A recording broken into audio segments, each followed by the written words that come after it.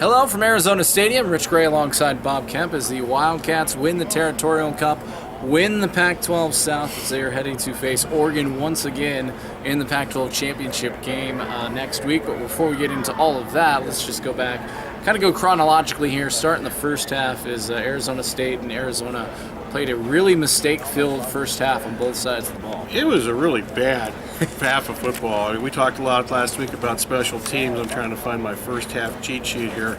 But it was between the bad 3rd and 1 plays on both sides when nobody could convert a 3rd and 1, and the bad special teams plays on both sides of the ball. It was just horrendous. And they had 70 plays in the first half between them for a total of 320 yards with these two offenses.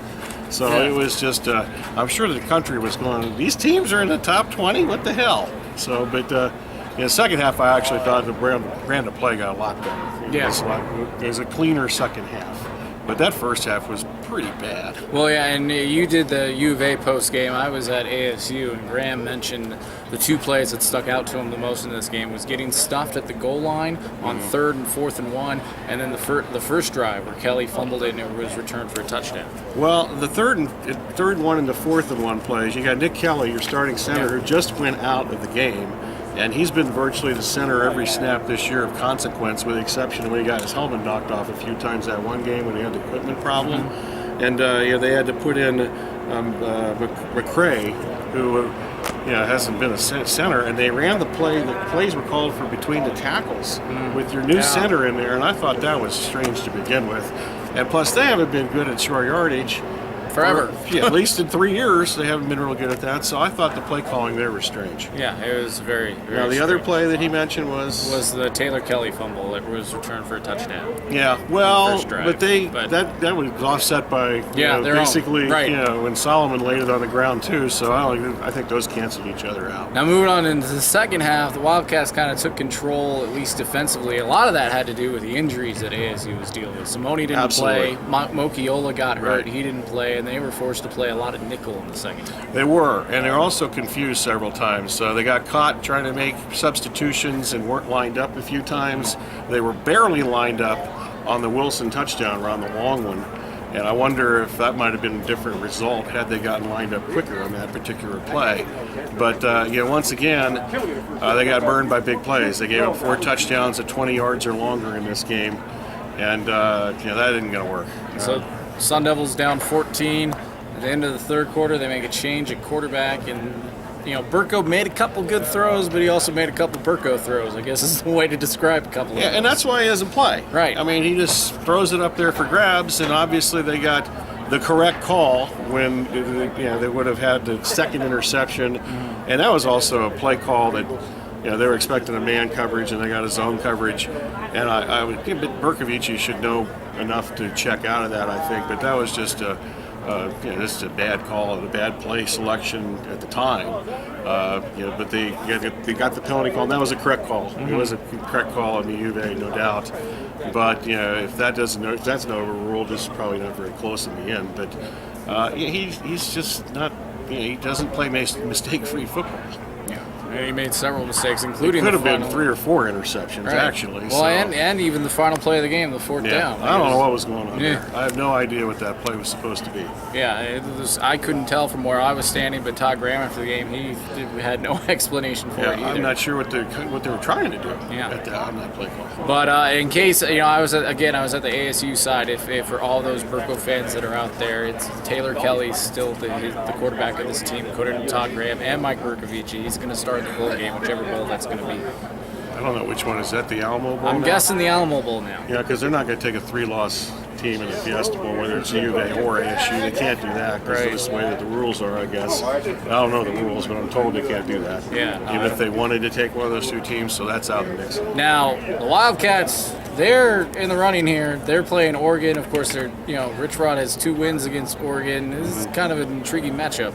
Yeah, there's some people in Oregon that apparently would prefer that they just don't play the U of A again. They certainly have. That was the best tackling game though that I maybe saw in any team in college football this season when they beat them up there. So that's going to be tough to duplicate.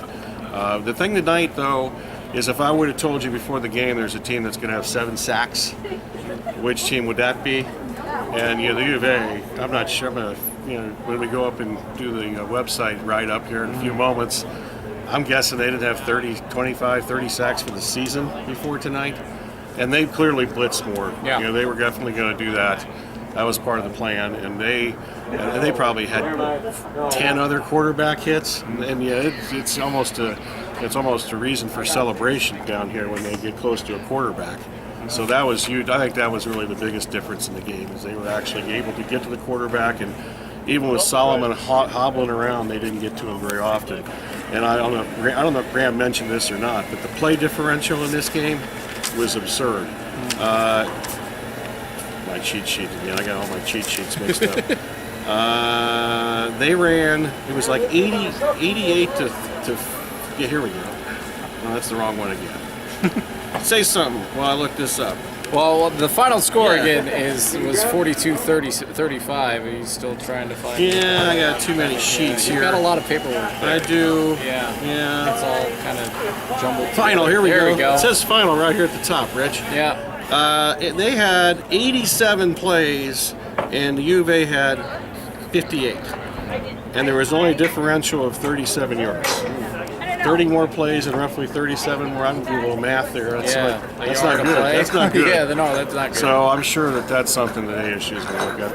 They were on the field a lot, obviously. And when you give up 4 touchdowns longer than 20 yards, that takes U of A's play sequence goes down at that point too. But, I'm sure that the 7 sacks and the play differential, if you told Graham those things before the game, he thought you were crazy.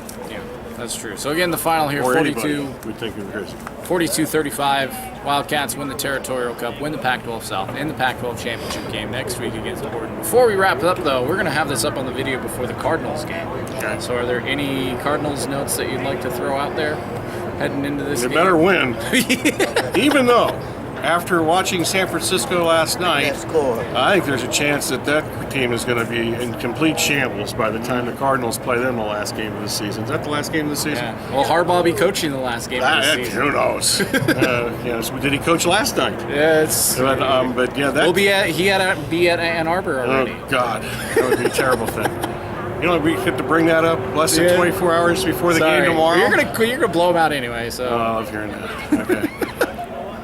Okay. Anyway, done. are you done after that comment? Done. All right, I upset Bob. So. Cardinals had better win Sunday.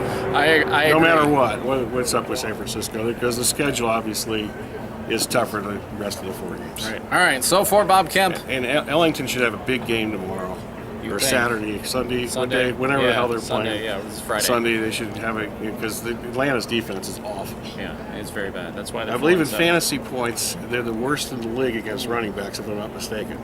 So you better do something. If you all have Andre Ellington out there, make sure you're playing him. You got him? I got him. Oh, okay, I don't. Yeah. So That was Sean McCoy. I got him. It's been a roller coaster. Sean McCoy had a good game. Oh yeah, there you go. All right, Happy so Thanksgiving to me. for Bob Kemp, I'm Rich Gray from Arizona Stadium. This has been our Territorial Cup coverage. For more, check out NBCSports1060.com. And for Bob Kemp's Bottom Line on Sunday during the Cardinals game. NBC And Sports. tonight. And tonight, Yeah, that's true. like in a few minutes here, I got a 6-pack all ready to go. It's part of my notes here. All right, there you go. Somewhere here. Yes. We'll talk to you guys. We'll be Happy back. Thanksgiving weekend, Yep, happy everybody. Thanksgiving. We'll talk to you guys on Monday.